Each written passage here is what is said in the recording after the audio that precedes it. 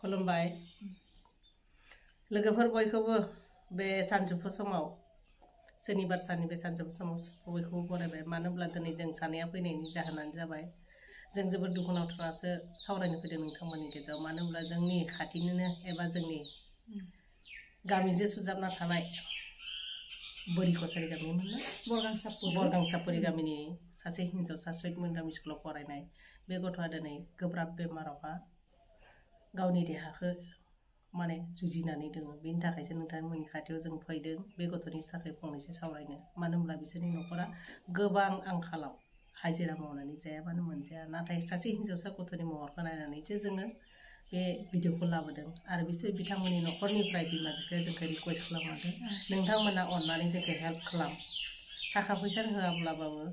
बेयाव इउटुब थ्रुदि नङाबा फेसबुक थ्रुदि हगारनानै जोंखौ एसे हेल्प खालाम होनना बुंनायनि थाखाय जों सानैया दिनै बे भिडिअखौ खालामदों आरो मानो होनब्ला नोंथांमोना अनोब्ला बे गथ'आ निस्सय हामनानै फैगोन आं बेखौसो खावलायदों आरो गासैबो सहाय खालामहरगोन आसा खालामबाय बेबायदिनो जाय जेरै हायो गरसे गरनै हरनानै सहाय खालामदो बे गथ'नि जिउआ बासिनानै थानायनि थाखाय एलाय जोंहा आब'आबो मोजां सिनायो दा बे आब'आ फोरमायलांगोन नायलांबाय थादो दा भिडिअखौ आब'आ खोन्थाना होदो एसे बे हिन्जावसानि सोमोन्दै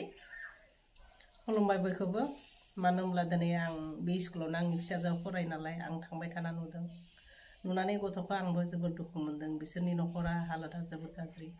बेनिखायनो आं खावलायदों लोगोफोरखौ हायोब्ला बे गथ'नो बयबो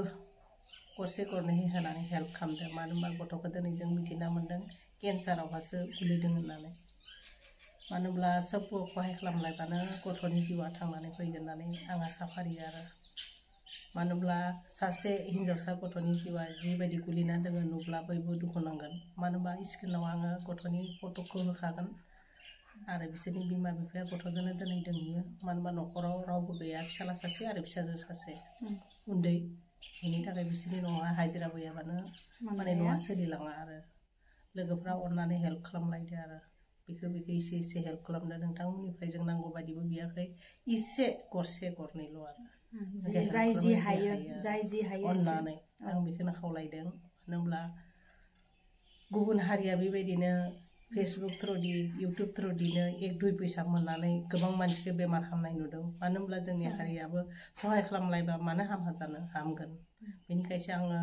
नुनानै बा फेसबुकाव नुनानै बा इउटुबाव नुनानै आं खावलायनोसो नायदों जाहाथे गुबुन हारिया जिबायदि बेमार आजारखौ बिदिनो फाहामनानै लाबोयोबा जोंबो बिदि अनलायलायनानै गथ'खौ फाहामना लाबोनायखौसो लुबैदों आरो मानो होनबा जोङो बेवहा गथ'नि न'खरनि बिमा बिफानि जोङो एकाउन्टनि स्केनार होखागोन गथ'नि महरखौबो नायनानै लादो नोंथांमोना अननानै गथ'नि महरखौ नुयोब्ला सोरबा एसे गरनैखौ खहाय खालामगोन जों आसा फारियो आरो बेनिखायनो जों बिनानावजों आंजों लोगोसे जिरायनानै दा बेखौनो रायलायबाय थानायमोन जों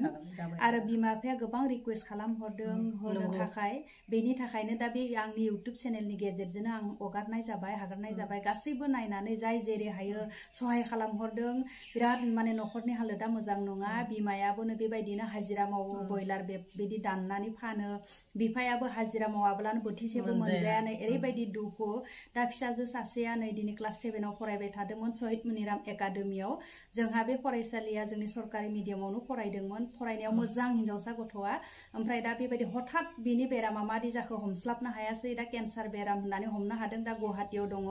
बर्तमान दा सिकित्सा लाबाय थादों गुवाहाटीयाव बेनि थाखायनो बिथांमोना गोबां रांनि उसुबिदा जादों बेखायनो सोर हायो गरसे गरनै गासैबो हरनानै सहाय खालामगोन होननानै जों आसा खालामबाय अननानै गासैबो गरसे गरनै हायोब्लाबो सहाय खालामहरदो आङो बे हिन्जावसानिनो एकाउन्ट डिटेल्स आरो स्केनार होना होगोन आरो हिन्जावसा गथ'खौबो फट'खौ होना होगोन नायनो हागोन जे बिराद अनथावना हिन्जावसा गथ'आ उन्दै हिन्जावसा गथ'आ बोरै एसे गाज्रि बेरामा बेखौ साग्लोबनो मोनखो दा न'खरनि मानसियाबो हमस्लाबनो हायासै जोंहा तेजपुर मेडिकेल कलेजाव देखायहैदोंमोन बेनिफ्राय बायदिसिना रिपर्टफोरखौ मोननानै मिन्थिनाय जाबाय ओमफ्राय दा डाइरेक्ट बेखौ गुवाहाटीयाव लांनाय जाबाय गोब्राब अबस्थाया बहुत गोब्राबानो जानानै दङ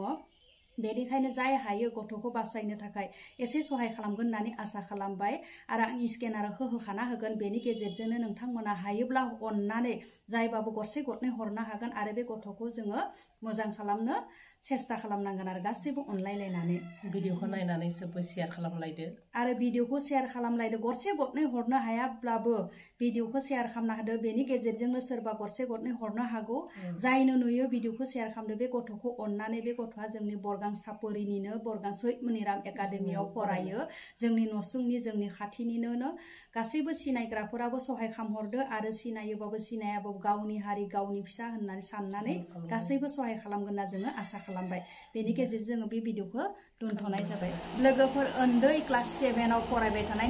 मुंफोरखौ गासैबो हरदो डिटेलखौ बिमाया फैनो हायासै बिमाया गथ'जों दङ नालाय बेनि थाखाय आंनो बे डिटेल्सखौ हरदों आं खोन्थानानै होनोसै केट्रिना बर' क्लास 7 आव फरायबाय थायो उन्दै हिनजावसा गथ'